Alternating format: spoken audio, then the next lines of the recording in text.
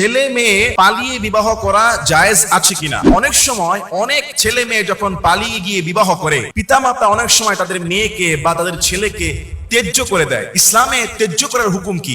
পিতামাতার মনে কষ্ট দিয়ে বা অবাধ্য হয়ে যদি কেউ পালিয়ে ছেলে মেয়ে বিবাহ করে, প্রথমত সেই ছেলে এবং মেয়ে তারা গুনাহগার, তারা এটা অন্যায় কাজ করলো, এতে কোনো সন্দেহ নাই। 2 নম্বরে, কোনো মেয়ে যদি অভিভাবকের অনুমতি ছাড়া, তার পুরুষ অভিভাবকের অনুমতি ছাড়া, তার পরিবারের সম্মতি ছাড়া কোনো মেয়ে যদি পালিয়ে বিবাহ করে, হাদিসের মধ্যে আসছে সেই মেয়ের বিবাহ বাতিল, সেই মেয়ের বিবাহ বাতিল, সেই মেয়ের বিবাহ হবে না। এই ক্ষেত্রে অবশ্যই মেয়ের বিবাহের ক্ষেত্রে তার অভিভাবক জীবিত, তার পিতা কিংবা পিতার অনুপস্থিতিতে তার উপযুক্ত বড় ভাই বা ভাইয়ের অনুপস্থিতিতে তার চাচা, তার মামা, অভিভাবকের অনুমতি লাগবে। এই অনুমতি ছাড়া যদি কেউ এভাবে পালিয়ে বিবাহ করে, হাদিসে 3 বার বলা হয়েছে তার বিবাহ বাতিল, তার বিবাহ বাতিল, তার বিবাহ বাতিল। তবে হ্যাঁ, যদি কোনো উপযুক্ত ছেলে তার পিতামাতার অনুমতি ছাড়া বিবাহ করে, তাহলে ওই ছেলের বিবাহ হবে।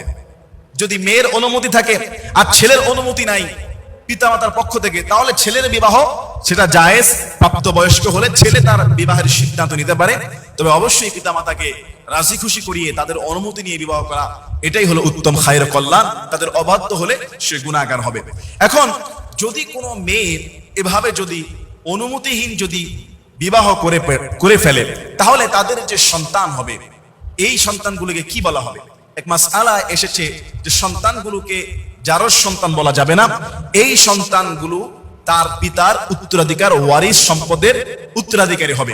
কেননা যদিও বিবাহ সঠিক পদ্ধতিতে হয় নাই, তবে বিবাহের অনুরূপ তারা বিবাহ করেছে, আর এরকম বিবাহেতে আসলে খায়ের কল্যাণ, বরকত থাকে না, আল্লাহর রাজি খুশি থাকে না। তাই ইসলাম যেভাবে বিবাহের যে নিয়ম নীতি করেছে সেইভাবে বিবাহ করাটা শুদ্ধ।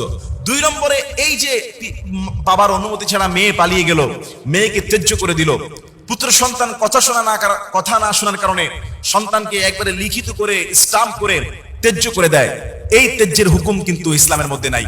কোন পরিবার কাউকে বিচ্ছিন্ন করা, হাদিসের মধ্যে আসছে যে ব্যক্তি রক্ত সম্পর্ক বিচ্ছিন্ন করে, লা ইয়াদখুলুল জান্নাহ, সে জান্নাতে প্রবেশ করবে না।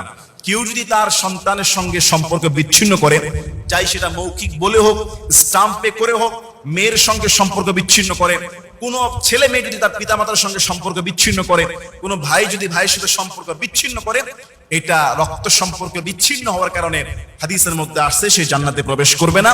আর রক্ত সম্পর্ক বিচ্ছিন্ন করা ইসলামে জায়েজ নেই। ত্যায্য করার কোন সিস্টেম, কোন রকমের সুরত ইসলামের মধ্যে নাই যে ছেলেকে ছেড়ে দেওয়া, মেয়েকে ত্যায্য করা, স্টাম্পিং করে হোক, মৌখিক বলে হোক। এটা তো তালাক না। শুধু তালাক তো স্বামী তার স্ত্রীকে দিবে।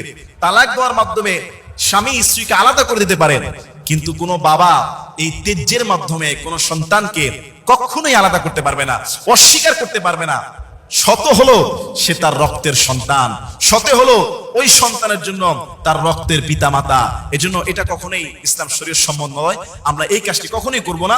আমরা দেখি অনেক সময় ডাক ঢোল পিটিয়ে ঘোষণা করে যে আমি অমুককে ত্যায্য করলাম, আমার মেয়েকে ত্যায্য করলাম, আমার ছেলেকে ত্যায্য করলাম। এটা তো নাজায়েজ পদ্ধতি, আপনি তো হারাম একটি কাজ করলেন। আপনি তো রক্ত সম্পর্ক বিচ্ছিন্ন করে জান্নাতে যাওয়ার রাস্তা বন্ধ করলেন, না বুঝার কারণে, ইসলাম সম্পর্কে, মাসলা সম্পর্কে না জানার কারণে। আল্লাহ তাআলা আমাদের সবাইকে বুঝার এবং আমল করার তৌফিক দান করুক সঠিক পদ্ধতিতে।